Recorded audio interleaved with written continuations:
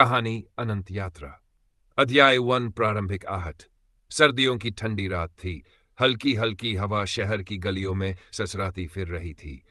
चंद्रमा अपनी चांदनी से पूरी धरती को नहलाया जा रहा था।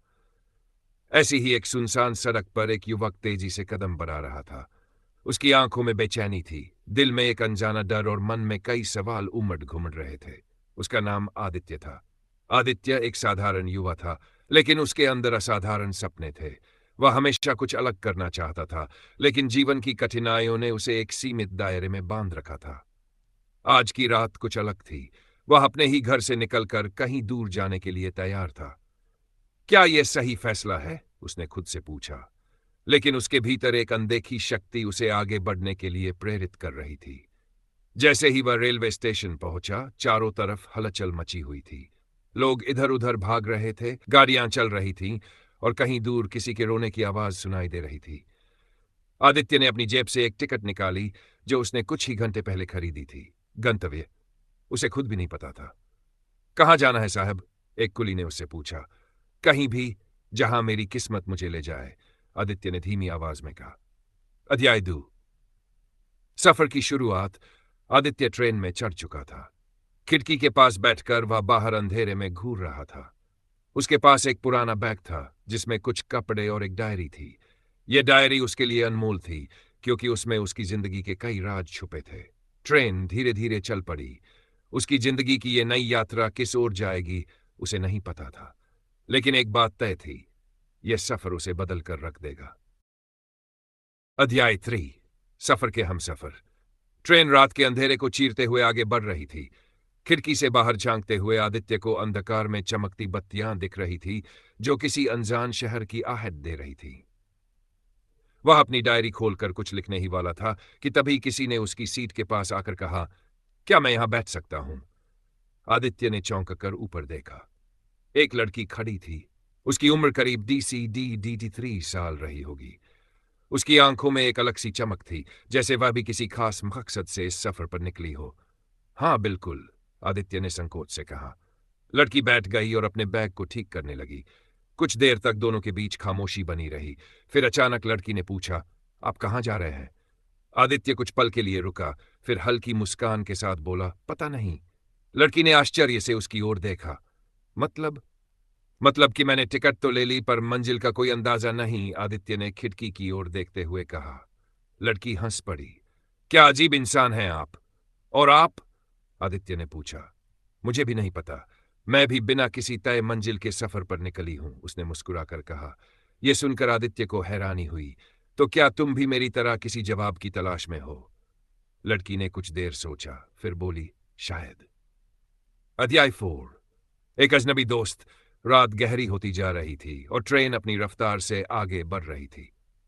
कुछ देर तक दोनों चुपचाप बैठे रहे। आदित्य ने डायरी खोल ली और उसमें कुछ लिखने लगा। लड़की ने गौर किया और पूछा, तुम लिखते हो? हाँ, जब दिल भारी होता है तो कागज पर उतार देता हूं, लड़की ने हल्का मुस्कुराते हुए कहा। अच्छा है, वैसे मैं सिया हूं। आदित्य, उसने अपना नाम बताया। दोनों धीरे धीरे बात करने लगे। सिया ने बताया कि वह एक फ्रीलांस आर्टिस्ट है जो पेंटिंग बनाती है, लेकिन हाल ही में उसकी जिंदगी में कुछ ऐसा हुआ जिसने उसे यह सफर करने पर मजबूर कर दिया। क्या हुआ था? आदित्य ने पूछा। सिया कुछ देर तक चुप रही, फिर बोली, प्यार हुआ था और फिर टूट गया। आदित्य समझ गया कि यह उसके लिए आसान नहीं था। उसने विषय बदलने की कोशिश की। तुम्हारी सबसे अच्छी पेंटिंग कौन सी है? सिया ने राहत की सांस ली और बताया, एक पेंटिंग थी जिसे मैंने बचपन के सपनों से प्रेरित होकर बनाया था। उसमें एक बच्चा था जो पहाड़ों की चोटी पर खड़ा था और दूर कहीं एक दरवाजा दिख रहा था, जैसे कोई नई दुनिया उसे बुला रही हो। आदित्य ने मुस्कुराकर कहा, शायद वह बच्चा मैं हूं। सिया हंस पड़ी। शायद। अध्याय 5। सफर की अगली सुबह। सुबह की पहली किरण ट्रेन की खिड़कियों से अंदर आ रही थी। रात भर की बातचीत के बाद सिया और आदित्य दोनों एक दूसरे को कुछ हद तक समझ चुके थे। स्टेशन आने वाला है, सिया ने कहा। कौन सा? आदित्य ने पूछा। किसी नई दुनिया का, सिया ने हंसते हुए कहा। आदित्य को यह जवाब पसंद आया। उसने सोचा कि शायद यह सफर सिर्फ एक मंजिल तक जाने का नहीं, बल्कि कुछ नया खोजने का है। ट्रेन धीमी होने लगी। दोनों ने एक दूसरे की ओर देखा। क्या हम साथ आगे बढ़ सकते हैं? आदित्य ने पूछा। सिया ने कुछ देर सोचा, फिर बोली, क्यों नहीं? अध्याय 6। नई राहें, नए मोड़। ट्रेन धीरे धीरे रुक गई। स्टेशन का नाम धुंधला था, जैसे कोई भूला बिसरा शहर हो। आदित्य और सिया ने अपने बैग उठाए और बिना किसी तय योजना के प्लेटफॉर्म पर उतर गए। अब सिया ने पूछा। आदित्य ने चारों तरफ देखा। स्टेशन पर भीड़ कम थी। कुछ लोग अपने सफर पर निकल रहे थे तो कुछ अपने अपनों की राह देख रहे थे। अब चलते हैं, वहां जहां रास्ता ले जाए, आदित्य ने जवाब दिया। सिया मुस्कुराई। मुझे यह पसंद आया। चलो। दोनों स्टेशन से बाहर निकले। ठंडी हवा उनके चेहरे को छू रही थी। सामने एक पतली सड़क जंगल की ओर जा रही थी और दूसरी तरफ एक छोटा सा कस्बा दिख रहा था। जंगल या कस्बा? सिया ने पूछा। जंगल, आदित्य ने तुरंत कहा। अध्याय 7। जंगल की रहस्यमयी छांव। वे दोनों कच्ची सड़क पर चलते गए। चारों ओर ऊंचे ऊंचे पेड़ थे, जिनकी शाखाएं आकाश को छू रही थी। पक्षियों की आवाज और पत्तों की सरसराहट माहौल को रहस्यमयी बना रही थी। ऐसा लग रहा है कि हम किसी दूसरी दुनिया में आ गए हैं, सिया ने कहा। शायद हमें किसी जवाब की तलाश में इसी दुनिया में आना था, आदित्य ने जवाब दिया। वे चलते चलते एक पुराने कुएं के पास पहुंचे। कुआं सूखा हुआ था, लेकिन उसके पास एक पत्थर पर कुछ लिखा था। जो खोजता है वही पाता है, जो डरता है वही खो जाता है। सिया ने पढ़कर कहा, किसी दार्शनिक ने लिखा होगा। आदित्य ने कुएं के अंदर झांका। वहां गहराई में कुछ चमक रहा था। यह क्या है? उसने कहा। सिया ने भी झांका। क्या हमें देखना चाहिए? आदित्य कुछ सोचते हुए बोला, अगर हम सफर पर हैं तो हर रहस्य को खोजना चाहिए। अध्याय 8। कुएं का रहस्य। वे दोनों कुएं के पास बैठ गए। आदित्य ने पास पड़ी एक लकड़ी उठाई और उसे नीचे फेंका। लकड़ी किसी धातु से टकराने की आवाज आई। नीचे कुछ है। आदित्य उत्साहित हो गया। पर कैसे पता चले? सिया ने कहा। आदित्य ने अपने बैग से एक रस्सी निकाली जो उसने सफर के लिए रखी थी। उसने रस्सी कुएं में डाल दी और धीरे धीरे नीचे उतारने लगा। अचानक रस्सी खींचने लगी। यह क्या हो रहा है? सिया चौंक गई। आदित्य ने पूरी ताकत से रस्सी खींची। रस्सी के सिरे पर एक धातु की पेटी बंधी हुई थी। उस पर जंग लगा था, लेकिन एक निशान बना हुआ था। 2 सिरों वाला सांप। सिया ने हल्के से कहा, यह कोई सामान्य चीज नहीं है। आदित्य ने धीरे से पेटी खोली। अंदर एक पुराना कागज था जिस पर कुछ लिखा था। जिसने ये पाया वह आगे बढ़े, पर याद रहे हर उत्तर के साथ एक नया प्रश्न जन्म लेता है। सिया और आदित्य एक दूसरे को देखने लगे। अब क्या करें? सिया ने पूछा। आदित्य ने गहरी सांस ली। अब हमें इस सफर को पूरा करना होगा। अध्याय 9। अनजानी राहों की ओर। आदित्य ने कागज को ध्यान से देखा। उसकी सतह पुरानी और धुंधली थी, लेकिन अक्षर अब भी स्पष्ट थे। हर उत्तर के साथ एक नया प्रश्न जन्म लेता है। इसका क्या मतलब हो सकता है? सिया ने धीरे से पूछा। शायद यह हमें किसी और रहस्य की ओर इशारा कर रहा है, आदित्य ने कहा। सिया ने पेटी को उलट पलट कर देखा। उसके नीचे एक और छोटा निशान था, एक तीर का चिन्ह जो उत्तर दिशा की ओर इशारा कर रहा था। शायद हमें उस दिशा में जाना चाहिए, सिया ने सुझाव दिया। आदित्य ने सहमति में सिर हिलाया। चलते हैं। अध्याय 10। जंगल के भीतर। दोनों उत्तर दिशा में बढ़ने लगे। जंगल घना होता जा रहा था। हवा में हल्की ठंडक थी और पक्षियों की आवाज कम हो गई थी। यह जगह थोड़ी अजीब लग रही है, सिया ने कहा। हाँ, जैसे ये जंगल हमें देख रहा हो, आदित्य ने धीरे से कहा। कुछ दूर चलने के बाद उन्हें एक पुरानी मंदिर जैसी संरचना दिखी। वह आधा टूटा हुआ था और लताओं ने उसे ढक लिया था। यह कोई साधारण जगह नहीं है, सिया ने कहा। वे अंदर जाने ही वाले थे कि अचानक उन्हें किसी के कदमों की आहट सुनाई दी। अध्याय 11। मुलाकात। आदित्य और सिया ठिठक गए। कोई उनके पास आ रहा था। कौन हो तुम? एक गहरी आवाज गूंजी। झाड़ियों के पीछे से एक वृद्ध व्यक्ति निकला। उसकी आंखों में गहरी चमक थी और वह लकड़ी की छड़ी के सहारे चल रहा था। हम यात्री हैं, आदित्य ने जवाब दिया। वृद्ध ने गौर से उनकी ओर देखा। फिर उसने कहा, तुमने वह पेटी पाई है, इसका मतलब है कि तुम्हें यहां आना ही था। सिया चौंकी। आपको इसके बारे में कैसे पता? वृद्ध मुस्कुराया, क्योंकि यह जगह तुम्हारी प्रतीक्षा कर रही थी। अध्याय 12। एक खोई हुई कहानी। वृद्ध उन्हें मंदिर के अंदर ले गया। दीवारों पर अजीबोगरीब चित्र बने थे। एक योद्धा, एक दरवाजा और 2 सिरों वाला सांप। यह वही निशान है जो पेटी पर था, सिया ने चौंक कर कहा। वृद्ध ने सिर हिलाया। यह एक बहुत पुरानी कथा है। एक समय था जब इस जगह को अंधक द्वार कहा जाता था। यह द्वार उन लोगों के लिए खुलता था जो अपनी नियति की खोज में होते थे। और वो 2 सिरों वाला सांप? आदित्य ने पूछा। वृद्ध ने गहरी सांस ली। यह द्वार की रखवाली करता है। यह तुम्हारी परीक्षा लेगा। अगर तुम तैयार हो तो आगे बढ़ सकते हो। सिया और आदित्य ने एक दूसरे को देखा। हम तैयार हैं, आदित्य ने दृढ़ स्वर में कहा। वृद्ध मुस्कुराया। तो फिर अनंत यात्रा शुरू होती है। अध्याय अनंत द्वार की दहलीज। मंदिर के अंदर हल्की रोशनी थी जो धूप की किरणों के बीच से छनकर आ रही थी। सिया और आदित्य ने उस वृद्ध की बातों को ध्यान से सुना। यह अनंत द्वार आखिर है कहां? आदित्य ने पूछा। वृद्ध ने अपनी छड़ी जमीन पर ठोकी। एक कंपन महसूस हुई और मंदिर के सबसे अंदरूनी भाग में जमीन पर बनी एक शिला हिलने लगी। उसके नीचे एक सीढ़ी दिखाई दी जो अंधेरे में कहीं गहराई तक जा रही थी। ये लो, तुम्हारा रास्ता, वृद्ध ने इशारा किया।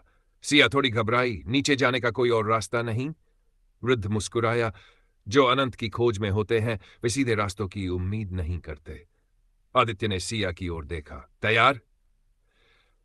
सिया ने गहरी सांस ली। चलो, राई। दोनों सीढ़ियों से नीचे उतरने लगे। जैसे जैसे वे आगे बढ़ते रोशनी कम होती जा रही थी। क्या तुम्हारे पास टॉर्च है? सिया ने पूछा।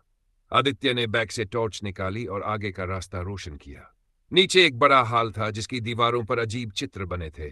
सिया ने दीवारों को ध्यान से देखा। ये वही योद्धा और सांप के चिन्ह हैं जो हमने पहले देखे थे। मतलब हम सही रास्ते पर हैं, आदित्य ने कहा। अचानक उनके पीछे दरवाजा जोर से बंद हो गया। क्या? सिया घबरा गई। अब हमारे पास बस एक ही रास्ता है, आगे बढ़ना, आदित्य ने दृढ़ता से कहा। अध्याय 2 रहस्य की पहली परीक्षा। हॉल के केंद्र में एक पत्थर का दरवाजा था। दरवाजे पर वही 2 सिरों वाला सांप उकेरा गया था। उसके नीचे कुछ लिखा था। जो अतीत को समझेगा वही भविष्य का द्वार खोल सकेगा। इसका क्या मतलब है? सिया ने सवाल किया। आदित्य सोचने लगा, शायद हमें अतीत से जुड़े किसी सवाल का जवाब देना होगा। तभी सामने की दीवार पर एक आकृति उभरने लगी। एक धुंधली छवि सामने आई। वही योद्धा जिसने सांप से युद्ध किया था। उसकी आंखें जल रही थी। एक गूंजती हुई आवाज आई। तुम्हें 3 प्रश्नों के उत्तर देने होंगे। अगर सही दिए तो द्वार खुलेगा। अगर गलत? सिया ने सहमकर पूछा। तो द्वार हमेशा के लिए बंद हो जाएगा।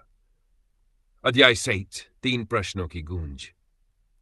छवि ने पहला प्रश्न पूछा। संसार में सबसे बड़ा सत्य क्या है? आदित्य ने बिना रुके उत्तर दिया। मृत्यु। छवि कुछ क्षणों के लिए स्थिर रही, फिर धीरे से सिर हिलाया। सही। द्वार पर हल्की सी दरार उभर आई। अब दूसरा प्रश्न आया। कौन सा मार्ग हर यात्री को अनंत की ओर ले जाता है? सिया ने सोचा, फिर बोली, जान का मार्ग। छवि फिर स्थिर हुई, फिर कहा, सही। अब अंतिम प्रश्न था। जो अपने ही अंत को समझे वह क्या बन सकता है? आदित्य और सिया दोनों सोच में पड़ गए। यह सबसे कठिन प्रश्न था। आदित्य ने गहरी सांस ली और कहा, अनंत। छवि के चारों ओर रोशनी फैल गई। तुम्हारी यात्रा जारी रह सकती है। द्वार धीरे धीरे खुलने लगा। अध्याय से द्वार के उस पार। द्वार खुलते ही एक चमकदार रोशनी अंदर से निकलने लगी। ऐसा लग रहा था जैसे यह किसी और ही दुनिया का द्वार हो। तैयार? आदित्य ने सिया की ओर देखा। सिया ने सिर हिलाया। अब पीछे नहीं हट सकते। दोनों धीरे धीरे अंदर बढ़े। जैसे ही वे उस रोशनी से होकर गुजरे, उनके चारों ओर की दुनिया बदलने लगी। वे अब एक विशाल गुफा में थे। गुफा की दीवारों पर अजीब चमकदार चिन्ह बने हुए थे और बीचों बीच एक विशाल झील थी जो अंधेरे में भी चमक रही थी।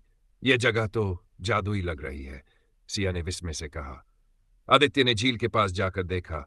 पानी इतना साफ था कि उसमें वे अपनी परछाइयां देख सकते थे। लेकिन तभी पानी में कुछ हलचल हुई। कुछ हिला, सिया ने घबरा कर कहा। अचानक झील के बीच से एक आकृति उभरी। एक लंबा रहस्यमयी व्यक्ति जिसकी आंखें गहरी नीली थी और जिसने एक काले वस्त्र को ओढ़ रखा था। तुम यहां क्यों आए हो? उसकी आवाज गूंजी। आदित्य और सिया एक दूसरे को देखने लगे। हम सत्य की खोज में हैं, आदित्य ने जवाब दिया। व्यक्ति मुस्कुराया। सत्य एक भ्रम है। जिसे तुम खोज रहे हो वह तुम्हारे भीतर ही है। सिया ने झील की ओर देखा। तो यह जगह क्या है? यह अनंत दर्पण है। जो भी इसमें झांकता है उसे उसका असली रूप दिखाई देता है। आदित्य ने झील की ओर देखा। धीरे धीरे पानी की सतह पर उसकी परछाई बदलने लगी। अब उसमें उसका अतीत उभरने लगा। उसका बचपन, उसकी असफलताएं, उसके सपने। सिया ने भी झील में देखा, उसे अपना अतीत दिखने लगा, वह दर्द, वह प्यार जो उसने खो दिया था। यह सब क्या हो रहा है? सिया की आंखों में आंसू थे। यह सत्य है, हर यात्री को पहले खुद को समझना होता है, तभी वह अनंत यात्रा कर सकता है, वह रहस्यमयी व्यक्ति बोला। आदित्य ने गहरी सांस ली। तो अब आगे क्या? व्यक्ति ने अपनी छड़ी झील में डुबोई और झील में एक और द्वार उभर आया। यह द्वार तुम्हें तुम्हारी अंतिम परीक्षा की ओर ले जाएगा, लेकिन याद रहे, जो इसे पार करेगा वह कभी वापस नहीं लौट सकता। सिया और आदित्य ने एक दूसरे की ओर देखा। अब फैसला तुम्हारे हाथ में है। अध्याय जब्लाइट, अंतिम परीक्षा की ओर। आदित्य और सिया द्वार के सामने खड़े थे। यह द्वार किसी साधारण दरवाजे जैसा नहीं था। यह झील के पानी से बना था, जो लहरों की तरह हल्के हल्के हिल रहा था, लेकिन उसमें पार जाने का कोई सीधा रास्ता नहीं दिख रहा था। अगर हम इस पार गए तो वापस नहीं आ सकते? सिया ने धीरे से कहा। रहस्यमयी व्यक्ति ने सिर हिलाया। हर खोज एक कीमत मांगती है। यह तुम्हारा चुनाव है। आदित्य ने सिया की ओर देखा। हम यहां तक साथ आए हैं, अब क्या सोचना? सिया ने गहरी सांस ली, फिर दृढ़ता से कहा, चलो। दोनों ने एक दूसरे का हाथ थामा और झील के जल द्वार में कदम रखा। जैसे ही उन्होंने प्रवेश किया, दुनिया उनके चारों ओर घूमने लगी। चारों ओर रोशनी थी, लेकिन अचानक सब कुछ अंधकार में बदल गया। अध्याय शून्य की दुनिया। आदित्य और सिया अब एक अजीब जगह पर थे, एक ऐसा स्थान जहां कोई जमीन नहीं थी, कोई आकाश नहीं था। वे हवा में तैरते हुए महसूस कर रहे थे। यह कहाँ है हम? सिया ने घबरा कर पूछा। यह अनंत की सीमा है, एक नई आवाज गूंजी। उन्होंने चारों ओर देखा। सामने एक तेज चमक थी और उसमें से एक आकृति उभर रही थी, वही योद्धा जो पहले चित्रों में दिखा था, लेकिन अब वह जीवंत था। उसकी आंखें ज्वाला की तरह जल रही थी। तुमने यहां तक की यात्रा कर ली, लेकिन क्या तुम सच में अनंत के लिए तैयार हो? हमें नहीं पता, आदित्य ने ईमानदारी से कहा, लेकिन हम जानना चाहते हैं कि यह सब क्या है। योद्धा मुस्कुराया। तो तुम्हारी अंतिम परीक्षा यही है, क्या तुम अपने सबसे बड़े डर का सामना कर सकते हो? अध्याय डी, भय का दर्पण। अचानक चारों ओर दर्पण उभर आए। हर दर्पण में कुछ अलग था। एक में आदित्य का अतीत था, जहां वह अपनी असफलताओं से जूझ रहा था। दूसरे में सिया का सबसे बड़ा डर था, अकेलापन। अगर तुम अनंत की खोज में आगे बढ़ना चाहते हो तो तुम्हें अपने डर को स्वीकार करना होगा। आदित्य ने अपने दर्पण की ओर देखा। उसमें वह अकेला था, निराश, टूटा हुआ। लेकिन फिर उसने खुद को संभाला। मैं इसे स्वीकार करता हूं। मैं वही हूं जो मेरे अनुभवों ने बनाया है, और मैं खुद को बदल सकता हूं। सिया ने भी गहरी सांस ली। मैंने हमेशा अकेले रहने से डर महसूस किया, लेकिन अब मैं समझती हूं कि असली ताकत खुद के साथ खड़े रहने में है। जैसे ही उन्होंने अपने डर को स्वीकार किया, दर्पण टूट गए और उनके सामने एक नया द्वार खुल गया, एक अनंत सफर का द्वार। अध्याय वसीयत, अनंत की ओर पहला कदम। योद्धा ने सिर झुकाया। तुम परीक्षा में सफल हुए। अब तुम्हारे पास दो रास्ते हैं, या तो वापस जाओ और अपनी पुरानी जिंदगी जियो, या इस द्वार से आगे बढ़ो और अनंत की ओर पहला कदम रखो। आदित्य और सिया ने एक दूसरे की ओर देखा। वे जानते थे कि यह सफर आसान नहीं था, लेकिन अब वे पीछे नहीं हट सकते थे। आदित्य ने मुस्कुराकर कहा, हम आगे बढ़ेंगे। सिया ने भी सिर हिलाया। उन्होंने द्वार में कदम रखा और उनके सामने एक नई दुनिया खुल गई, एक ऐसी दुनिया जहां समय और सीमाएं सब अर्थहीन थी। अनंत की यात्रा बस शुरू हुई थी। अध्याय वसीयत, अनंत के पार। आदित्य और सिया ने जैसे ही द्वार पार किया, उन्हें लगा कि वे भारहीन हो गए हैं। चारों ओर कोई ठोस जमीन नहीं थी, कोई आकाश नहीं था, बस एक अनंत विस्तार था जो रोशनी और अंधकार के बीच झूल रहा था। यह कौन सी जगह है? सिया ने धीरे से पूछा। यह वही है जिसकी हमें तलाश थी, अनंत, आदित्य ने चारों ओर देखते हुए कहा। लेकिन इससे पहले कि वे और आगे बढ़ते, उनके सामने अचानक आकृतियां बनने लगीं, पुराने चेहरे, भूली बिसरी यादें, अधूरे सपने। सिया ने चौंक कर देखा। ये सब क्या है? एक आवाज गूंजी, ये तुम्हारी चेतना का दर्पण है। हर यात्री को यहां उसकी आत्मा का सच दिखता है। अध्याय 3, आत्मा का परीक्षण। आदित्य के सामने उसके माता पिता की छवि उभर आई। वे उससे कुछ कहना चाहते थे, लेकिन आवाज नहीं निकल रही थी। मैंने हमेशा अपने सपनों के पीछे भागते हुए उन्हें अकेला छोड़ दिया, आदित्य ने फुसफुसाया। सिया के सामने उसका बचपन दिखा। वह छोटी लड़की, जो अपने माता पिता के झगड़ों से डरती थी और अकेले कोने में बैठकर रोती थी।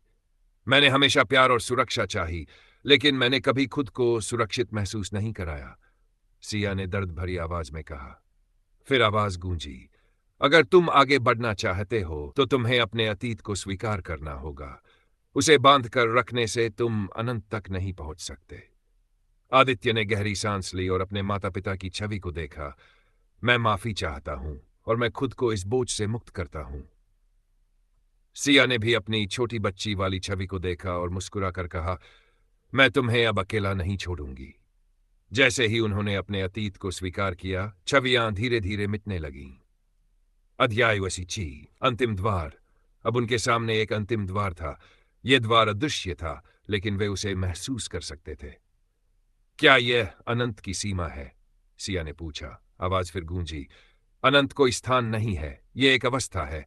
अब तुम्हारे पास चुनाव है, तुम लौट सकते हो या तुम इस द्वार को पार कर सकते हो और पूरी तरह अनंत का हिस्सा बन सकते हो। आदित्य और सिया ने एक दूसरे की ओर देखा। क्या हम वापस जाना चाहते हैं? आदित्य ने पूछा। सिया ने मुस्कुराकर कहा, हमने हमेशा सच और अनंत की खोज की, लेकिन असली यात्रा हमारे भीतर थी। आदित्य ने सिर हिलाया। शायद यही अनंत है, खुद को पूरी तरह जान लेना। वे द्वार के करीब गए, लेकिन अब उन्हें लगा कि उन्हें आगे बढ़ने की जरूरत नहीं है। हम तैयार हैं वापस जाने के लिए, सिया ने कहा। आवाज ने कहा, तो अब तुम मुक्त हो। अध्याय 5 घर वापसी। अचानक सब कुछ घूमने लगा। एक पल में वे फिर से उसी जंगल में थे जहां से उन्होंने यह सफर शुरू किया था। हम वापस आ गए? सिया ने आश्चर्य से कहा। आदित्य ने चारों ओर देखा। सब कुछ वैसा ही था, लेकिन फिर भी सब कुछ बदल चुका था। हम बदल गए हैं, आदित्य ने कहा। सिया ने सिर हिलाया। हाँ, हमने अनंत को छू लिया और अब हम जानते हैं कि असली यात्रा भीतर की होती है। वे दोनों मुस्कुराए और जंगल के रास्ते पर वापस चल पड़े। उनका सफर खत्म नहीं हुआ था। असल में यह तो बस शुरुआत थी। अध्याय 6 अनंत का निशान। आदित्य और सिया जब जंगल से बाहर निकले तो उन्हें महसूस हुआ कि सब कुछ पहले जैसा ही है, लेकिन उनके भीतर कुछ बदल चुका था। क्या तुम्हें भी ऐसा लग रहा है कि हम कुछ पीछे छोड़ आए हैं? सिया ने पूछा। आदित्य ने सिर हिलाया। हाँ, लेकिन हमें जो सीखना था वो हमने सीख लिया। अब हमें अपने जीवन में उस ज्ञान का उपयोग करना होगा। वे दोनों गांव की ओर लौटने लगे, लेकिन तभी सिया को अपनी कलाई पर कुछ अजीब सा महसूस हुआ। जब उसने देखा तो वहां हल्की नीली रोशनी में एक चिन्ह उभर रहा था, वही 2 सिरों वाले सांप का चिन्ह जो उन्होंने मंदिर में देखा था। आदित्य, ये क्या है? सिया ने घबरा कर कहा। आदित्य ने अपनी कलाई देखी, उस पर भी वही चिन्ह था। शायद हमारी यात्रा अभी खत्म नहीं हुई, आदित्य ने गंभीरता से कहा। अध्याय समय का बुलावा। गांव लौटने के बाद वे अपनी सामान्य जिंदगी में वापस आने की कोशिश करने लगे, लेकिन हर रात जब वे सोते तो अजीब सपने देखते। एक विशाल शहर जो आसमान में तैर रहा था। वहां सुनहरे गुंबद थे, चमकते हुए पुल थे और हवा में तैरते हुए द्वार थे। मैं हर रात वही सपना देख रही हूं, सिया ने कहा। मैं भी, आदित्य ने जवाब दिया। तभी उनके चिन्ह चमकने लगे और उनके कानों में एक जानी पहचानी आवाज गूंजी। अनंत की यात्रा अभी समाप्त नहीं हुई, तुम्हें समय के पार जाना होगा। अध्याय 7 द्वार जो समय से परे है।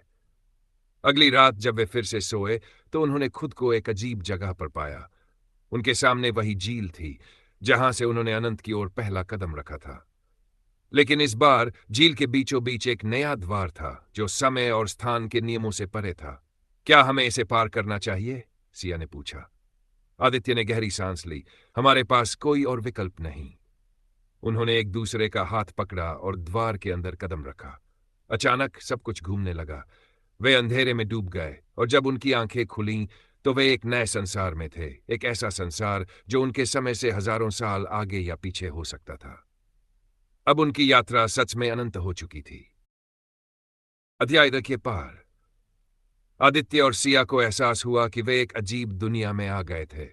चारों ओर गगनचुंबी इमारतें थीं, लेकिन ये इमारतें किसी धातु से बनी नहीं थी, बल्कि किसी अज्ञात ऊर्जा से झिलमिला रही थी। आसमान में 2 सूरज चमक रहे थे और हवा में अजीब सी तरंगें महसूस हो रही थीं। हम कहाँ हैं? सिया ने धीमी आवाज में पूछा। शायद भविष्य में, आदित्य ने अनुमान लगाया। तभी उनके सामने एक आकृति प्रकट हुई। वह एक लंबा व्यक्ति था जिसकी त्वचा हल्की नीली थी और आंखें सुनहरी चमक रही थी।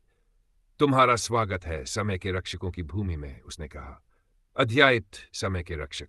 आदित्य और सिया उस रहस्यमयी व्यक्ति के पीछे पीछे चलने लगे। वह उन्हें एक विशाल संरचना के अंदर ले गया जो एक गुंबदनुमा महल जैसा था। तुम दोनों को यहां लाने का कारण बहुत गहरा है, व्यक्ति ने कहा। तुमने अनंत को छुआ है, लेकिन तुम्हारी यात्रा अभी पूरी नहीं हुई। हमने तो सोचा था कि हमारी परीक्षा खत्म हो चुकी है, सिया ने कहा। नहीं, व्यक्ति मुस्कुराया। अब तुम्हें समय की सबसे बड़ी सच्चाई से सामना करना होगा। अध्याय 33। समय की छाया। अचानक उनके चारों ओर दीवारों पर चित्र उभरने लगे। वे देख सकते थे कि कैसे समय की धारा बहती है। भूत, वर्तमान और भविष्य आपस में जुड़े हुए थे। समय सिर्फ एक रेखा नहीं है, व्यक्ति ने समझाया।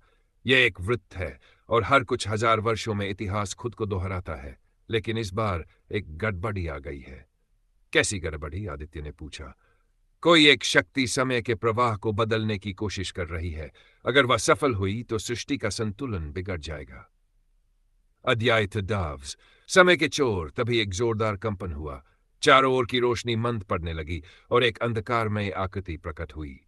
वह आ गया है, व्यक्ति ने गंभीर स्वर में कहा। वह आकृति कोई इंसान नहीं थी। वह छाया से बनी हुई थी, लेकिन उसकी आंखें जलती हुई अंगारों जैसी थीं। मुझे अनंत की कुंजी चाहिए, छाया ने कहा। अनंत की कुंजी? सिया ने चौंक कर पूछा। व्यक्ति ने धीमे स्वर में कहा, वह कुंजी जो अनंत के वास्तविक द्वार को खोल सकती है, और यह तुम्हारे पास है। आदित्य और सिया ने एक दूसरे की ओर देखा। उन्हें अचानक एहसास हुआ कि जो चिन्ह उनकी कलाई पर बना था वह धीरे धीरे और चमकने लगा। हमें उसे रोकना होगा, आदित्य ने दृढ़ता से कहा। छाया हंसने लगी। अगर रोक सकते हो तो रोक कर दिखाओ। और फिर समय की सबसे बड़ी जंग शुरू हो गई। अध्याय 3। समय की जंग। छाया ने हवा में एक घुमावदार तलवार बनाई जो किसी ठोस धातु से नहीं बल्कि काले धुएं और बिजली जैसी चमकती ऊर्जा से बनी थी। जैसे ही उसने तलवार घुमाई, समय और स्थान दोनों हिलने लगे। दीवारों पर उभरते चित्र तेजी से बदलने लगे और महल की छत कंपन करने लगी। अगर यह शक्ति समय के संतुलन को बिगाड़ सकती है तो हमें इसे रोकना होगा, सिया ने कहा। आदित्य ने गहरी सांस ली और अपनी कलाई पर चमकते निशान की ओर देखा। जैसे ही उसने अपनी ऊर्जा पर ध्यान केंद्रित किया, निशान और ज्यादा चमकने लगा। रहस्यमयी व्यक्ति, जिसे अब वे समय का रक्षक कह सकते थे, आगे आया और बोला, तुम दोनों अनंत से जुड़े हुए हो। तुम्हारे भीतर ही इसे रोकने की शक्ति है। अध्याय 34। अनंत की कुंजी। छाया ने अपनी तलवार उठाई और सीधे सिया की ओर चपट्टा मारा। लेकिन जैसे ही तलवार सिया के पास पहुंची, उसकी कलाई का निशान तेज रोशनी में बदल गया और एक अदृश्य डाल बन गई जिसने वार को रोक दिया। क्या? छाया गुस्से में गुर्राई। शायद यह कुंजी ही हमारी रक्षा कर रही है, आदित्य ने कहा। समय का रक्षक आगे बढ़ा। तुम्हारे पास केवल एक तरीका है इसे रोकने का। अनंत के वास्तविक द्वार को खोलो और इसे वहीं बंद कर दो। लेकिन वो द्वार कहाँ है? सिया ने पूछा। तुम्हारे भीतर, रक्षक ने उत्तर दिया। अध्याय 30। अनंत का द्वार। आदित्य और सिया ने अपनी आंखें बंद की और ध्यान केंद्रित किया। उन्हें महसूस हुआ कि उनके सामने एक नया द्वार प्रकट हो रहा था। न कोई पत्थर का, न धातु का, बल्कि ऊर्जा से बना हुआ एक विशाल प्रकाश द्वार। छाया चिल्लाई, नहीं, तुम्हें यह द्वार नहीं खोलना चाहिए। लेकिन बहुत देर हो चुकी थी। सिया और आदित्य ने अपने हाथ मिलाए और उनकी ऊर्जा मिलकर एक शक्तिशाली किरण में बदल गई। द्वार पूरी तरह खुल गया और उससे निकलती रोशनी ने छाया को जकड़ लिया। अध्याय 36। संतुलन की बहाली। छाया ने संघर्ष किया, लेकिन जैसे जैसे द्वार की रोशनी तेज हुई, वह धीरे धीरे उसमें खिंचने लगी। यह खत्म नहीं हुआ है, उसकी आवाज गूंजी और फिर वह द्वार के भीतर गायब हो गई। द्वार धीरे धीरे बंद हो गया और चारों ओर शांति छा गई। समय का रक्षक मुस्कुराया, तुमने इसे रोक दिया, संतुलन बहाल हो गया है। आदित्य और सिया ने एक दूसरे को देखा। वे थक चुके थे, लेकिन उन्हें महसूस हुआ कि उन्होंने सच में कुछ बड़ा हासिल किया था। अब हमें वापस लौटना होगा, सिया ने कहा। हाँ, आदित्य ने कहा। रक्षक ने सिर झुकाया। तुम दोनों अब अनंत के रक्षक बन चुके हो। जब भी समय को तुम्हारी जरूरत होगी, ये निशान तुम्हें बुलाएगा। अध्याय 30। घर वापसी। एक पल में सब कुछ फिर से घूमने लगा। जब उनकी आंखें खुलीं तो वे अपने गांव के पास उसी जंगल में थे जहां से उनकी यात्रा शुरू हुई थी। हम वापस आ गए?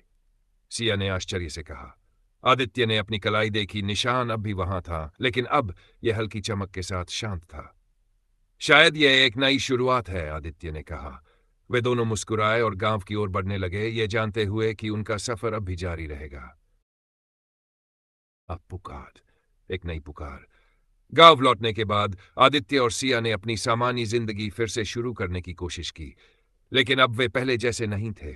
हर रात जब वे सोते तो अनजाने स्वर उनके कानों में गूंजते, समय के रक्षक जागते रहो, संतुलन अभी भी खतरे में है। एक रात सिया की कलाई का निशान अचानक चमकने लगा। उसने तुरंत आदित्य को जगाया। आदित्य, कुछ अजीब हो रहा है। आदित्य ने अपनी कलाई देखी, उसका निशान भी जलने जैसा महसूस हो रहा था। तभी कमरे की दीवारों पर अजीब सी छायाएं बनने लगी, जैसे कोई अनदेखी शक्ति उन्हें बुला रही हो। क्या ये वही छाया है जो हमने द्वार के भीतर भेजी थी? सिया ने घबरा कर कहा। शायद, या फिर कोई और शक्ति हमारे लिए रास्ता खोल रही है। अध्यायतन, खोया हुआ समय। अचानक उनके सामने वही ऊर्जा का द्वार प्रकट हुआ जिसे उन्होंने पहले खोला था, लेकिन इस बार यह पहले से कहीं ज्यादा अस्थिर लग रहा था। समय का रक्षक प्रकट हुआ, उसकी आंखों में चिंता थी। तुम्हें फिर से बुलाना पड़ा, क्या हुआ? आदित्य ने पूछा। तुमने जो छाया द्वार में बंद की थी वह पूरी तरह नष्ट नहीं हुई, बल्कि उसने समय की एक और धारा में प्रवेश कर लिया है, भूतकाल में। सिया ने पूछा। रक्षक ने गहरी सांस ली। इस बार तुम्हें अतीत में जाना होगा और उसे रोकना होगा, इससे पहले कि वह इतिहास को बदल डाले। अध्याय 14, अतीत की यात्रा। आदित्य और सिया ने एक दूसरे की ओर देखा। वे जानते थे कि उनकी यात्रा फिर से शुरू हो चुकी थी। क्या हम तैयार हैं? सिया ने पूछा। आदित्य ने मुस्कुराकर कहा, हमें तैयार ही रहना होगा। उन्होंने एक साथ ऊर्जा द्वार में कदम रखा और एक पल में वे समय के भंवर में गिरते चले गए। अध्याय 14, समय के भंवर में। आदित्य और सिया जैसे ही ऊर्जा द्वार के भीतर गए, उन्हें महसूस हुआ कि वे हवा में तैर रहे हैं। चारों ओर केवल अंधकार था और बीच बीच में चमकती हुई रोशनी की लकीरें दिखाई दे रही थीं। क्या हम अतीत में जा रहे हैं? सिया ने सवाल किया। शायद, लेकिन यह कैसा अतीत है? आदित्य ने जवाब दिया। तभी एक जोरदार झटका लगा और वे दोनों जमीन पर गिर पड़े। चारों ओर धूल थी और जब उन्होंने ऊपर देखा तो उनके सामने एक विशालकाय प्राचीन नगर फैला हुआ था। ये तो, सिया ने चौंक कर कहा, यह तो महाभारत काल जैसा लग रहा है। अध्याय 15, एक खोया हुआ युग। उन्होंने चारों ओर देखा। नगर में ऊंचे ऊंचे पत्थरों से बने महल थे। सड़कों पर लोग प्राचीन वस्त्र पहने घूम रहे थे और हर जगह रथ और घोड़े दौड़ते दिख रहे थे। हम सच में इतिहास के किसी युग में आ गए हैं, आदित्य ने कहा। लेकिन हमें यहां क्यों भेजा गया है? सिया ने पूछा। तभी उनकी कलाई के निशान फिर से चमकने लगे। वे दोनों समझ गए कि यहां कुछ गड़बड़ है। हमें छाया को रोकना होगा, आदित्य ने कहा। अध्याय 43। जैसे ही वे नगर में आगे बढ़े, उन्हें एक आदमी मिला जो बहुत घबराया हुआ लग रहा था। तुम कौन हो? आदमी ने पूछा। हम यात्री हैं, सिया ने कहा। क्या कुछ अजीब हुआ है यहां? आदमी ने इधर उधर देखा और धीरे से कहा, यहां अंधकार की एक शक्ति छुपी हुई है। हर रात एक रहस्यमयी छाया नगर के मंदिरों और ग्रंथों को नष्ट करने की कोशिश कर रही है। आदित्य और सिया ने एक दूसरे को देखा। उन्हें पता था कि यह वही छाया होगी जिसे उन्होंने समय के द्वार में बंद किया था। हमें इसे रोकना होगा, इससे पहले कि यह इतिहास को बदल दे, आदित्य ने कहा। छाया का हमला। रात होते ही वे नगर के सबसे बड़े मंदिर की ओर गए, जहां से उन्हें छाया की ऊर्जा महसूस हो रही थी। तभी अचानक हवा ठंडी हो गई और अंधकार से एक आकृति उभरी। वही छाया जिसे उन्होंने पहले हराया था अब और भी शक्तिशाली हो चुकी थी। तुम फिर आ गए, छाया हंसी। लेकिन इस बार मैं तैयार हूं। आदित्य और सिया ने अपनी ऊर्जा को केंद्रित किया और उनके हाथों से वही नीली रोशनी निकलने लगी। यह समय का युद्ध है, सिया ने कहा। और फिर महाभारत के इस नगर में इतिहास के सबसे बड़े युद्धों में से एक शुरू हो गया। अध्याय गौचित पाए, समय का युद्ध। छाया ने अपनी शक्ति से हवा में अंधकार फैला दिया। मंदिर की दीवारें कंपन करने लगीं और पूरे नगर में एक भयानक ऊर्जा फैल गई। तुम इसे नहीं रोक सकते, छाया गरजी। आदित्य और सिया ने अपनी कलाई पर चमकते चिन्हों की ओर देखा। वे जानते थे कि उनके पास इस अंधकार से लड़ने की शक्ति थी, लेकिन इस बार छाया पहले से कहीं ज्यादा ताकतवर लग रही थी। हमें इसे यहीं रोकना होगा, वरना इतिहास बदल सकता है, सिया ने दृढ़ता से कहा। आदित्य ने सिर हिलाया और दोनों ने अपनी ऊर्जा को केंद्रित किया। उनके हाथों से नीली और सुनहरी रोशनी निकलने लगी, जो समय की शुद्ध शक्ति थी। अदयाओं का आशीर्वाद। तभी आसमान में बिजली चमकी और एक गूंजती हुई आवाज आई, जो समय की रक्षा करते हैं वे अकेले नहीं हैं। अचानक मंदिर के भीतर से दिव्य प्रकाश निकला। चारों ओर मंत्रों की ध्वनि गूंजने लगी। आदित्य और सिया के सामने एक अलौकिक आकृति प्रकट हुई, एक दिव्य योद्धा जिसके हाथ में एक चमकती हुई तलवार थी। यह कौन है? सिया ने हैरानी से पूछा। मैं काल रक्षक हूं, योद्धा ने कहा। तुम दोनों समय के रक्षक हो और यह तुम्हारी अंतिम परीक्षा है। यदि तुमने छाया को हराया तो तुम्हारा नाम भी काल के योद्धाओं में लिखा जाएगा। अध्याय। अंतिम युद्ध। छाया गर्जी, तुम मुझे नहीं हरा सकते। मैं हर समय में प्रवेश कर सकती हूं। नहीं, आदित्य ने कहा, लेकिन हम समय को बंद कर सकते हैं। उन्होंने अपनी पूरी शक्ति लगाकर अपने चिन्हों को सक्रिय किया। नीली रोशनी ने छाया को चारों ओर से जकड़ लिया। काल रक्षक ने अपनी तलवार उठाई और अंतिम वार किया। अध्याय 48। छाया का अंत। काल रक्षक की तलवार चमकी और सीधे छाया पर गिरी। जैसे ही तलवार ने उसे छुआ, छाया चीख उठी और उसकी पूरी काली ऊर्जा हवा में बिखरने लगी। नहीं, यह संभव नहीं, छाया गर्जी। लेकिन अब बहुत देर हो चुकी थी।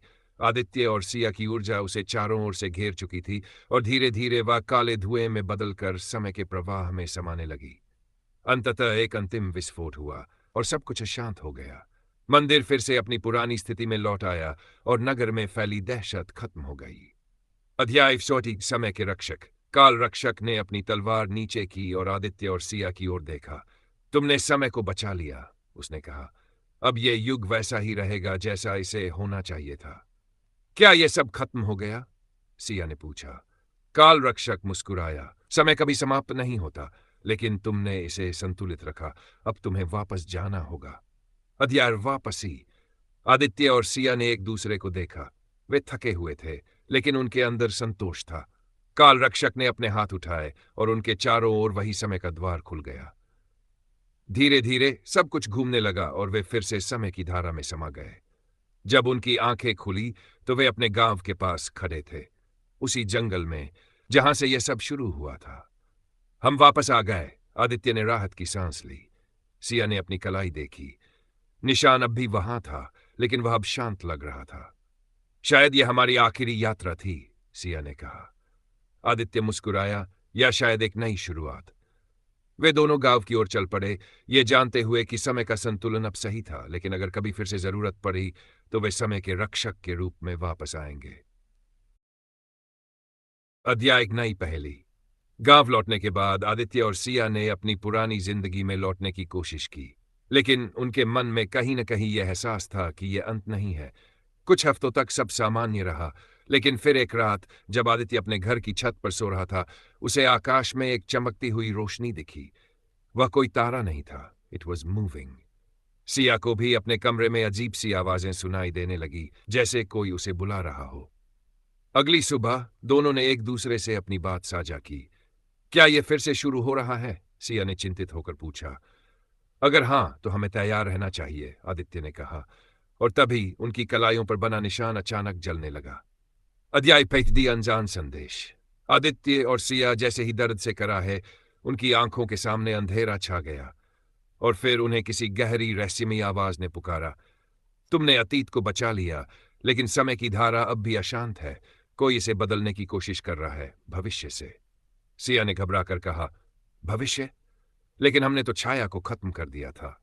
शायद कोई और ताकत है, आदित्य ने गंभीरता से कहा। तभी उनके सामने एक और समय द्वार प्रकट हुआ, लेकिन यह पहले वाले से अलग था। यह बिजली की चमक से भरा हुआ था और इसकी ऊर्जा अस्थिर लग रही थी।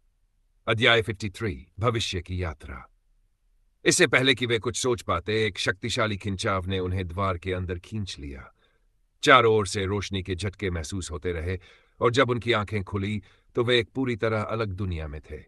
ये एक चमकता हुआ शहर था, जहां इमारतें हवा में तैर रही थी, सड़कें रोशनी से बनी हुई थी और लोग अजीब से धातु के वस्त्र पहने हुए थे।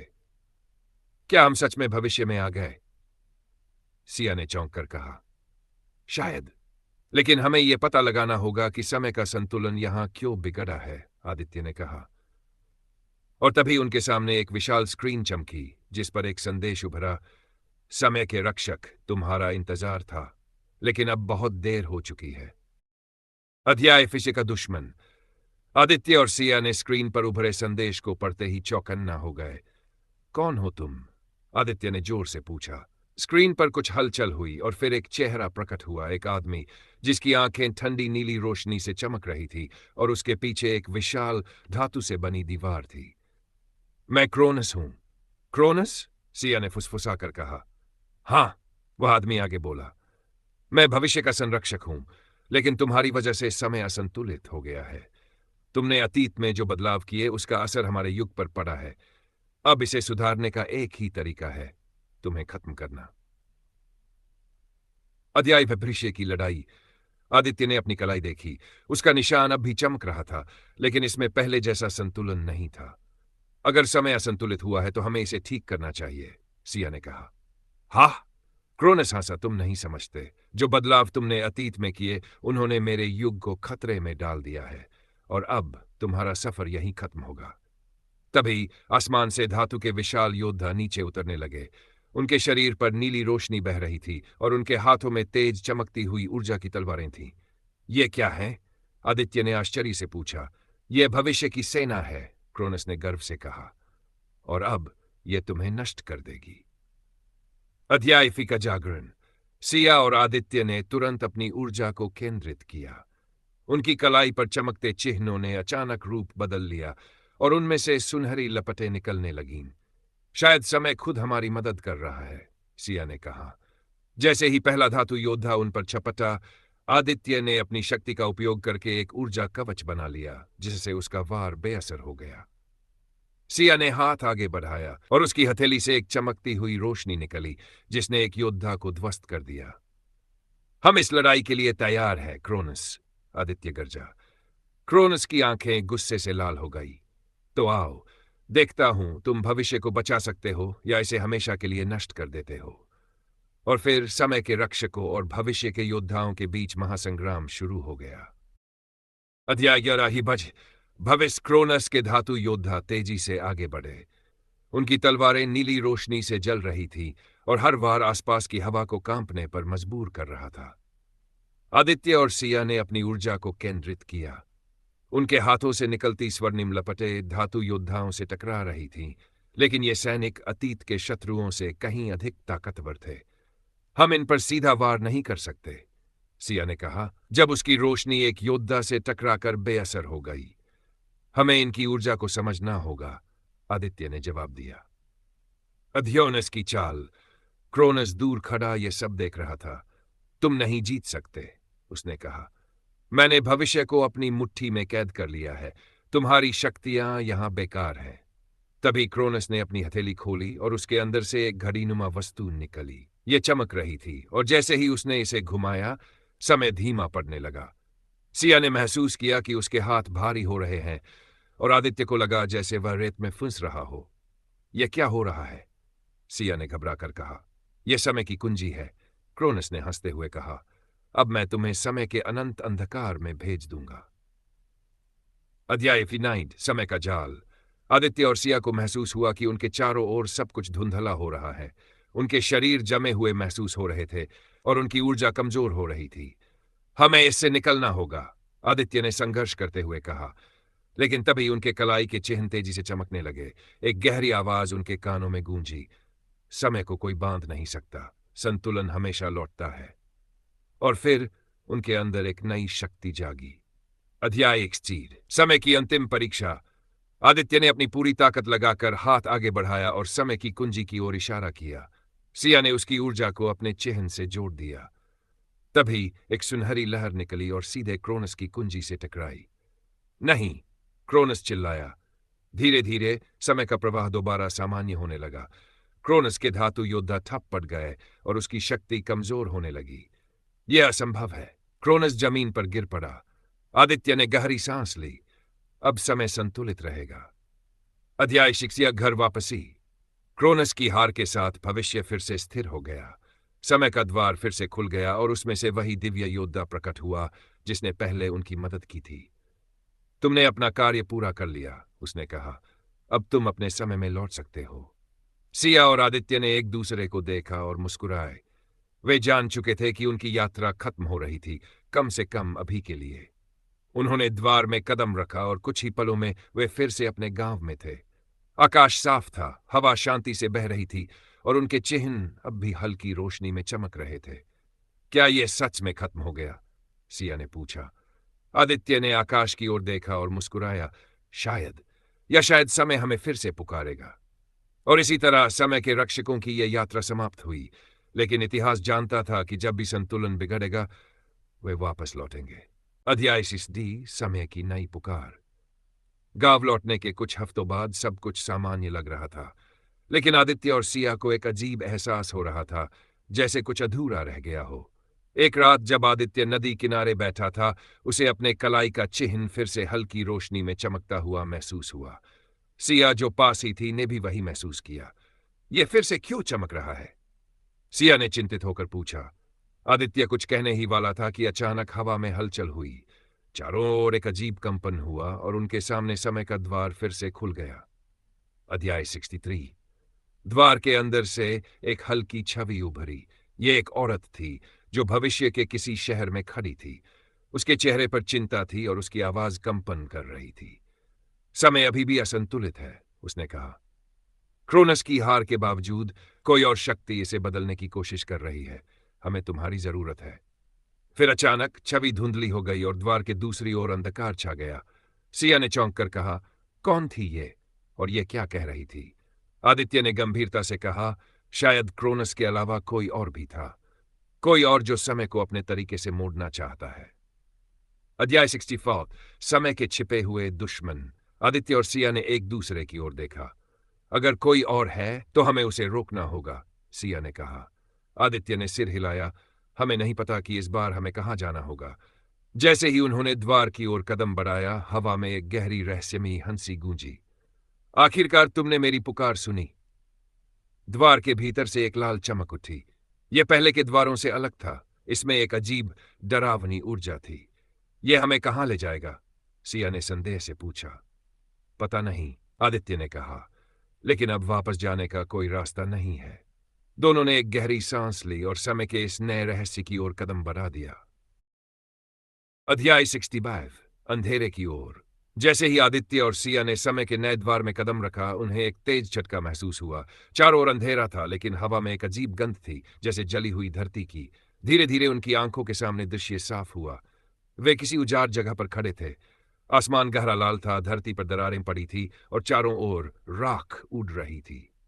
ये कौन सा समय है? सिया ने हैरानी से पूछा। शायद भविष्य का एक और संस्करण, आदित्य ने अनुमान लगाया। तभी हवा में वही गहरी हंसी फिर से गूंजी। तुम आ ही गए, समय के रक्षक। अध्याय 66। छिपा हुआ शत्रु। आदित्य और सिया ने उस आवाज की दिशा में देखा। दूर एक ऊंची चट्टान पर एक छायादार आकृति खड़ी थी। जब आकृति आगे बढ़ी तो उसका चेहरा धीरे धीरे साफ हुआ। वह एक लंबा काले कवच में लिपटा आदमी था, जिसकी आंखें गहरी लाल रोशनी में चमक रही थी। मैं कालसर्व हूं, उसने कहा, समय के असली स्वामी का दूत। समय का असली स्वामी? सिया ने संदेह से पूछा। क्रोनस तो हार चुका है, कालसर्व हंसा। क्रोनस सिर्फ एक मोहरा था। असली शक्ति किसी और के हाथ में है, और अब तुम्हें उसे रोकने के लिए मुझसे लड़ना हो पहला हमला। बिना किसी चेतावनी के कालसर्प ने अपना हाथ उठाया और हवा में काले बिजली के झटके दौड़ने लगे। इससे पहले कि आदित्य और सिया कुछ समझ पाते, उन पर एक शक्तिशाली हमला हुआ। आदित्य समय रहते बच गया, लेकिन सिया जमीन पर गिर गई। सिया! आदित्य चिल्लाया। सिया ने मुश्किल से खुद को संभाला। यह कोई मामूली दुश्मन नहीं है, तो हमें भी अपनी पूरी शक्ति लगानी होगी, आदित्य ने कहा। दोनों ने अपनी कलाई पर चमकते चिन्हों को सक्रिय किया। उनकी ऊर्जा समय की रोशनी में बदल गई और चारों ओर हल्की सुनहरी लहरें फैलने लगीं। कालसर्प मुस्कुराया। यही मैं देखना चाहता था। अब दिखाओ कि तुम असली समय के रक्षक हो या बस एक और हारने वाले। और फिर समय के रक्षकों और कालसर्प के बीच भयंकर युद्ध शुरू हो गया। अध्याय गॉड समय की चिंगारी। आदित्य और सिया ने अपनी ऊर्जा को केंद्रित किया। उनकी कलाई पर चमकते समय चिन्ह अब और भी तेजी से जल रहे थे, मानो वे किसी गहरी शक्ति से जागृत हो रहे हों। कालसर्प ने दोनों हाथ उठाए और हवा में काले बिजली के झटके उछलने लगे। उसका कवच अजीब रंग से चमक रहा था, जैसे वह समय की ऊर्जा को अवशोषित कर रहा हो। तुम सोचते हो कि तुम्हारी रोशनी मेरे अंधकार को मिटा सकती है? कालसर्प गरजा। आदित्य ने कोई जवाब नहीं दिया। उसने अपनी हथेली आगे बढ़ाई और उससे एक सुनहरी किरण निकली, जो सीधे कालसर्प की ओर बढ़ी। लेकिन जैसे ही वो उसके कवच से टकराई, वह गायब हो गई। यह कैसे संभव है? सिया चौंक गई। यह समय को निगल सकता है, आदित्य ने अनुमान लगाया। तुम्हें लगता है कि तुम समय के रक्षक हो, लेकिन तुम समय को समझते ही नहीं। अध्याय समय की उल्टी धारा। तभी कालसर्प ने एक अजीब हरकत की। उसने अपनी मुट्ठी बंद की और आदित्य और सिया के चारों ओर का समय धीमा पड़ने लगा। सिया ने देखा कि उसके कदम भारी हो गए थे और आदित्य को लगा जैसे वह किसी अदृश्य जाल में फूस रहा हो। यह समय को पलट सकता है, सिया ने घबरा कर कहा। कालसर्प मुस्कुराया। मैं केवल समय को नियंत्रित नहीं करता, मैं इसे मोड़ता हूं, और अब मैं तुम्हें वहीं वापस भेजूंगा जहां से तुम आए थे, लेकिन बिना किसी शक्ति के। अध्याय 7 शक्ति का जागरण। आदित्य और सिया ने महसूस किया कि उनकी ऊर्जा कमजोर हो रही थी। उनकी कलाई के चिन्ह अब फीके पड़ने लगे थे। हमें कुछ करना होगा, आदित्य ने संघर्ष करते हुए कहा। सिया ने अपनी पूरी शक्ति केंद्रित की, लेकिन कालसर्प का प्रभाव इतना गहरा था कि वे हिल भी नहीं पा रहे थे। तभी अचानक हवा में एक नई आवाज गूंजी। समय को कोई बांध नहीं सकता। जो समय के रक्षक है, वे स्वयं समय की धारा बन जाते हैं। एक तेज रोशनी चारों ओर फैल गई और कालसर्प अचानक पीछे हटने लगा। यह क्या है? उसने गुस्से से चिल्लाया। आदित्य और सिया के कलाई के चिन्ह एक बार फिर तेजी से जलने लगे, लेकिन इस बार उनकी ऊर्जा पहले से कहीं अधिक शक्तिशाली थी। यह हमारी असली शक्ति है, सिया ने कहा। आदित्य ने अपनी मुट्ठी बंद की। अब खेल खत्म करने का समय आ गया है। कालसर्प ने एक भयंकर चीख मारी और फिर पूरी ताकत से उन पर झपट पड़ा, और समय की इस भयंकर लड़ाई में अतीत और भविष्य की तकदीर दांव पर लग गई। अध्याय 6 अंतिम प्रहार। कालसर्प तेजी से आदित्य और सिया की ओर झपटा। उसकी आंखों में लाल रोशनी और शरीर के चारों ओर समय की काली लपटें घूम रही थी। आदित्य और सिया ने एक दूसरे की ओर देखा और बिना कोई शब्द कहे उन्होंने अपनी ऊर्जा को जोड़ दिया। अब यह खत्म होगा, आदित्य गरजा। सिया ने अपनी हथेली ऊपर उठाई और उसके चिन्ह से एक सुनहरी लहर निकली, जिसने पूरे आकाश को रोशनी से भर दिया। कालसर्प ने अपने दोनों हाथ आगे किए और अपनी पूरी ताकत से समय की ऊर्जा छोड़ दी। दोनों शक्तियां आपस में टकराईं। समय की सुनहरी लहर और अंधकार की काली ऊर्जा एक दूसरे को धकेलने लगी। तुम मुझे हरा नहीं सकते, कालसर्प चिल्लाया, लेकिन धीरे धीरे उसकी ऊर्जा कमजोर होने लगी। अध्याय 25 समय का संतुलन। सिया ने अपनी ऊर्जा बढ़ाई और आदित्य ने भी अपनी शक्ति उसमें जोड़ दी। कालसर्प ने जोर लगाया, लेकिन अब उसका कवच टूटने लगा था। उसकी लाल आंखों में भय झलकने लगा। नहीं, यह नहीं हो सकता, उसने चीखते हुए कहा। और फिर एक जबरदस्त विस्फोट हुआ।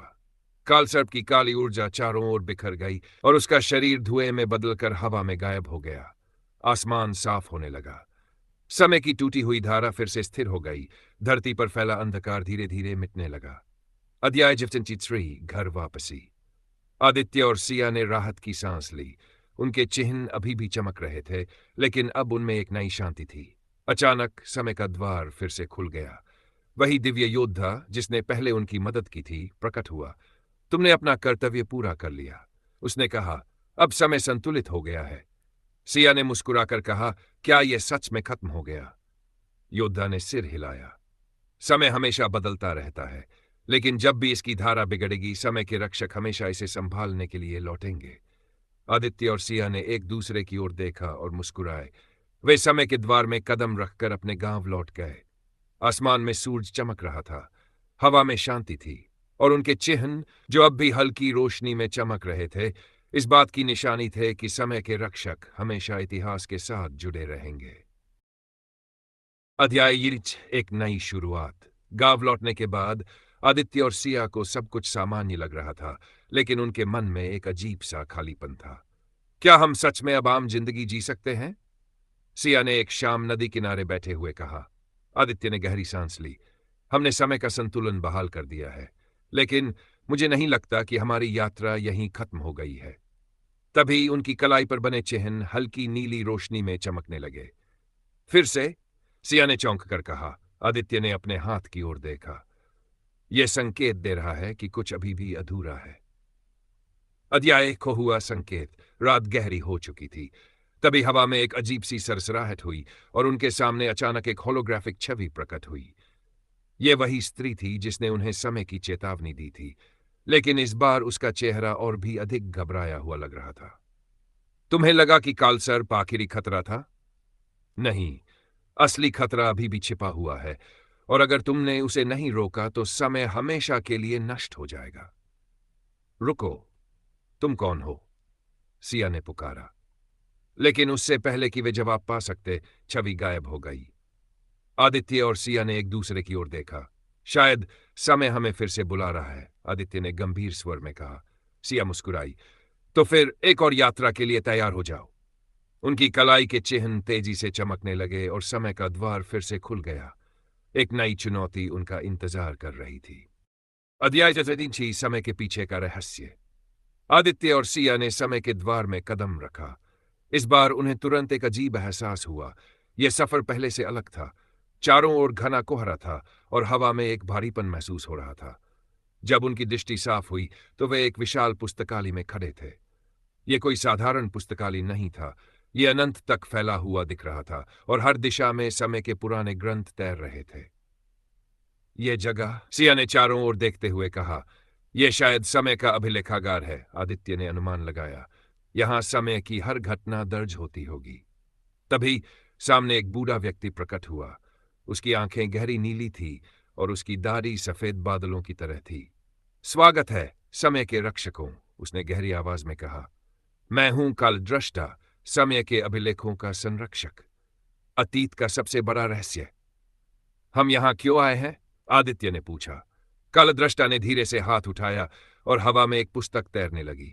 उसकी पन्नों पर कुछ लिखा था, लेकिन शब्द बदलते जा रहे थे, जैसे समय उन्हें छू रहा हो। तुमने कालसर्प को हराया, लेकिन वह केवल एक मोहरा था।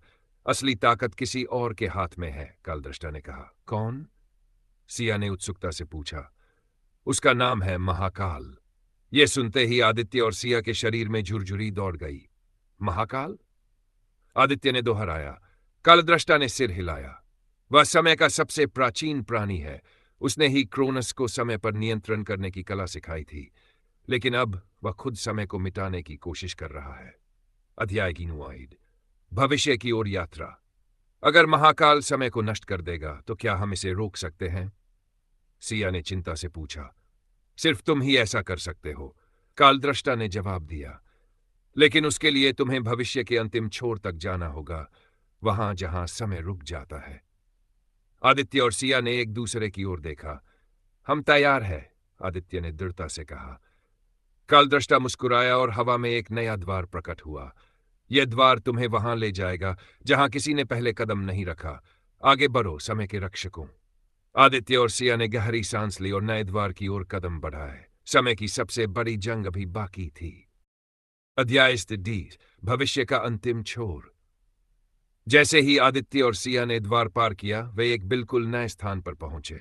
यह भविष्य था, लेकिन ऐसा भविष्य जिसे कोई कल्पना भी नहीं कर सकता था। चारों ओर सब कुछ स्थिर था। कोई हवा नहीं, कोई हलचल नहीं, यहां तक कि समय भी रुका हुआ लग रहा था।